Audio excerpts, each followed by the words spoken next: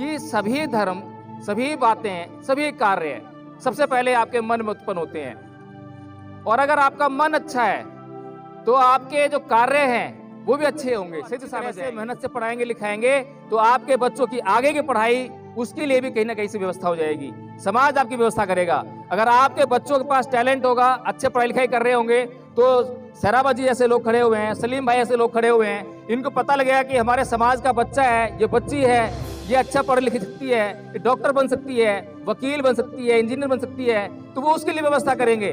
उसके आगे भी पहले चाहिए, हमें मोबाइल पहले चाहिए, हमें नशा पहले चाहिए, हमें अच्छे कपड़े पहले चाहिए। अरे आपके जीवन में अच्छे कपड़े भी आ जाएंगे, अच्छा मोबाइल भी आ जाएगा, टीवी भी आ जाएगा, सब कुछ आ जाएगा अगर आपके बच्चे का खाना खाना बंद कर देना। अपने आप को भी बेचकर अगर पढ़ाना पड़े अपने बच्चों को, तो अपने बच्चों को जरूर पढ़ा देना, क्योंकि बाबा साहेब ये जानते थे कि जिस समाज का वो प्रतिनिधित्व कर रहे हैं वह समाज।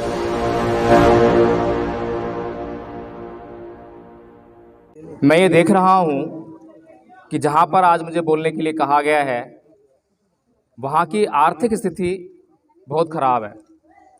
यानी कि यहाँ पर जो है आर्थिक तंगी से जूझते हुए लोगों को मैं देख रहा हूँ। बड़ी मुश्किल से जहाड़ी मजदूरी कर कर अपना पेट पालने वाले लोगों को मैं यहाँ देख रहा हूँ। तो मैं ये समझता हूँ कि मैं अपना वक्तव्य अगर इसी दिशा में रखूँ तो ज़्यादा बेहतर रहेगा। एक तरफ तो आप लोग हैं और एक तरफ दूसरा समाज भी है जिसके पास किसी चीज़ का अभाव नहीं है, जो हर प्रकार संपन्न है, जिसके कपड़े भी आप देखें तो वो मेरे ख्याल से हजारों और लाखों रुपए के कपड़े पहनते हैं, जबकि आप जो है उतने महंगे कपड़े पहनने के लिए उस हालत में नहीं है। उनके घर देखे तो बड़े आलीशान हैं और आपको 12 गज का भी बड़ी मुश्किल से मिला है।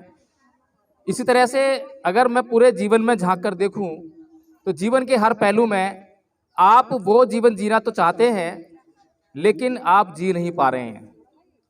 अगर हमें उस जीवन को, उस अच्छे जीवन को जिसको अमीर लोग, जिसे बड़े पैसे वाले लोग जो जीते हैं, अगर उसको जीना है तो उसके लिए हमें क्या करना होगा, इस बात पर अगर हम सोचें तो मैं ये समझता हूँ कि हमें उसका जो निराकरण है वो ज़रूर मिल जाएगा। क्योंकि भगवान बुद्ध ने एक बात कही थी कि अगर जीवन में दुख है तो दुख का कारण भी है, और दुख का कारण है तो उसका निवारण भी है, और उसका निवारण है तो उसका एक मार्ग भी है। लेकिन समस्या ये है कि क्या हम अपने जीवन के दुखों को पहचान पा रहे हैं? क्या हम ये जान पा रहे हैं कि हम दुखी हैं? अगर हम दुखी हैं तो क्या हम उस दुख को दूर करने का कोई प्रयास कर रहे हैं? क्या हम दुख के कारण को जान पा रहे हैं? आज अगर हम ये देखें कि जिस समाज की तरफ हम आंख उठाकर देखते हैं और ये देखते हैं कि वो बहुत ही अच्छा जीवन जी रहा है और उसी तरह का जीवन हमें भी मिल जाए, तो वो जीवन कैसे जी रहा है? उसने ऐसा क्या किया है जो उसको अच्छा जीवन मिला है, और हमने ऐसा क्या किया है जो हमें ऐसा बुरा जीवन मिला है? क्या ये किसी ईश्वर या अल्लाह की देन है, या ये हमारे अपने कर्मों और हमारे अपनी सोच की देन है? तो भगवान बुद्ध जो हैं इस दिशा में बहुत ही अच्छा मार्गदर्शन करते हैं। वे कहते हैं कि मनोपबंगमा धम्मा मनोसेठा मनोमया मनसा च पदुठेन भासती वा करोति वा तो नंग दुखमन वेत्ति चक्कंग वे भैतो पतंग। इसका मतलब ये है कि सभी धर्म, सभी बातें, सभी कार्य सबसे पहले आपके मन में उत्पन्न होते हैं। और अगर आपका मन अच्छा है तो आपके जो कार्य हैं वो भी अच्छे होंगे, सही दिशा में जाएंगे। उदाहरण के लिए, जब आप प्रसन्न होते हैं, खुश होते हैं, तब आप कभी क्रोध करते हैं क्या? कभी किसी ने प्रसन्न होकर क्रोध किया है? किसी को गाली दी है? जब आप खुशी हैं तो कभी गाली नहीं देते। ऐसे जब आप दुखी होते हैं, मन आपका बहुत दुखी होता है, तब आप जो अपनी गालियां निकालते हैं, तब आप कभी हंसते नहीं हैं, तब आप किसी को अच्छी बातें नहीं कहते हैं। इसलिए अपने जीवन में अगर हमें अच्छे कामों को करना है तो सबसे पहले अच्छे कामों को करने की जो सोच है वो अपने मन के अंदर धारण करनी होगी, क्योंकि मन से सारी चीज हो रही है। अगर मन से सारी चीज हो रही हैं तो हमें मन में ये विचार धारण करना होगा कि हमें क्या करना है। अगर हम गरीब हैं तो हमें गरीबी मिटानी है, ये बात हमारे मन में होनी चाहिए। हमें दिन रात उसके बारे में सोचना चाहिए। हमें ये सोचना चाहिए और समझना चाहिए कि दूसरा जो समाज है, जो अमीर समाज है, उसके पास ऐसी कौन सी बात है जिसके कारण वो अमीर है। तो वो अमीर कैसे है, किसी ने सोचा है आज तक? किसी ने विचार किया है? हैं? मेहनत तो आप भी करते हो, बल्कि उससे ज्यादा करते हो, लेकिन सोच और ज्ञान की वजह से। सोच और ज्ञान, ये बड़ी महत्वपूर्ण बात कही, क्योंकि हमारा ये जीवन जो अगर गरीबी में हम जीने को मजबूर हैं, तो इसके पीछे दो कारण हैं। एक तो हमारी सोच में शिक्षा को स्थान नहीं है, जबकि हमने देखा है कि जो व्यक्ति शिक्षित हो गया उसने अपनी जिंदगी में जो चाहा वो पा लिया। आप बेशक आज गरीबी में हैं, इसमें कोई बुराई नहीं है, लेकिन अगर इसी गरीबी में हम मर गए तो बहुत बड़ी बुराई पैदा हो जाएगी। हमें इस बुराई को अपने जीवन में रोकना है। अगर हम पढ़ लिख नहीं पाए तो कोई बात नहीं, लेकिन हमारे बच्चे अनपढ़ ना रह जाएं। हमारे बच्चों की पढ़ाई पर हमें पूरा ध्यान देना है। बाबा साहब डॉक्टर भीमराव अंबेडकर कहते थे कि एक समय का खाना खाना बंद कर देना, अपने आप को भी बेचकर अगर पढ़ाना पड़े अपने बच्चों को, तो अपने बच्चों को जरूर पढ़ा देना। क्योंकि बाबा साहेब ये जानते थे कि जिस समाज का वो प्रतिनिधित्व कर रहे हैं वह समाज गरीब है। आप लोगों का प्रतिनिधित्व उन्होंने किया है। आप लोगों को एक मार्गदर्शन देने के लिए उन्होंने बड़ी अच्छी बातें कही हैं। उन्होंने कहा कि अपने बच्चों को पढ़ाने के लिए आप जो कुछ कर सकते हो अपने से वो करना। क्या हम कर रहे हैं? क्या हम एक वक्त की रोटी कम कर रहे हैं?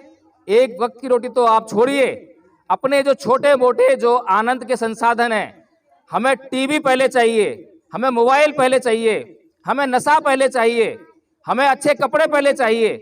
अरे आपके जीवन में अच्छे कपड़े भी आ जाएंगे, अच्छा मोबाइल भी आ जाएगा, टीवी भी आ जाएगा, सब कुछ आ जाएगा अगर आपके बच्चे पढ़ लिख गए तो। इसलिए अगर हमारे पास जो सबसे पहली जो समस्या है उसको हम देखें कि हमारे पास सबसे पहली समस्या है अशिक्षा। हम नहीं पढ़ पाए इसलिए हम गरीब रह गए। अगर हमारे बच्चे नहीं पढ़ पाएंगे तो वो भी गरीब रहेंगे, और वो नहीं पढ़ पाएंगे, वो नहीं समझेंगे पढ़ाई का महत्व, तो उनकी आने वाली पीढ़ियां भी गरीब रहेंगी।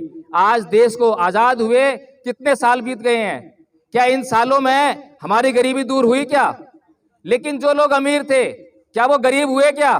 वो और अमीर हो गए, और हम और गरीबी की दलदल में फंसते आ रहे हैं। लेकिन हमारे समाज में से बहुत सारे ऐसे बच्चे भी निकले, ऐसे लोग निकले जिन्होंने थोड़ा सा सोचा, बाबा साहेब को पढ़ा, बाबा साहेब को जाना, बाबा साहेब के जीवन चरित्र को पढ़ा। उन्होंने देखा कि बाबा साहेब किस तरह से गरीबी को चीर कर, गरीबी का जो दरिया है उसको पार करके वो जो है इतने अच्छे पढ़े लिखे बने, पूरे विश्व में उनका नाम हुआ, और पूरे विश्व स्तर में, और पूरे विश्व में जब वे पढ़कर आए, जर्मनी गए, अमेरिका गए, लंदन गए, वहां से पढ़कर आए।